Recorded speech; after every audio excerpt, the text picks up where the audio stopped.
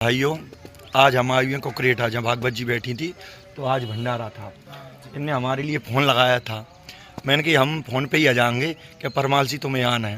मैंने कहा हम प्रयास करेंगे, जहाँ से हम बहुत दूर थे लेकिन हमें इनका प्रेम खींच लाया। उनने इतने अच्छे प्रेम से कही थी कि परमालसी तुम्हें आना है, तो मैंने कहा प्रयास करूँगा। और देख लीजिए मैं कुकरेठे आ चुका हूँ। और आपको कैसा लगा हमारा? बहुत बढ़िया। क्योंकि हम देखते हैं प्रेम में बेबस हो जाते हैं। अगर कोई भी हमसे प्रेम से, इज्जत सम्मान से, अगर प्रेम से कहते कि भाई साहब, और फिर भंडारी की बात हो तो अगर कोई हमें ना भी बुलाए, ना भागवत जी की बात हो, धार्मिक बात, तो हम कोई दिक्कत नहीं, निमंत्रण काट की। लेकिन और फ़ोन भी लगा दूँ तो हमने फ़ोन पे आपकी मानी, फ़ोन लगा भी पाई मानी ना है।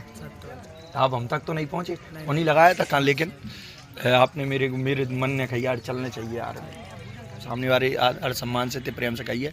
तो नदी में ये देख लीजिए जहीं भागवत जी आज समापन हो गई है ना।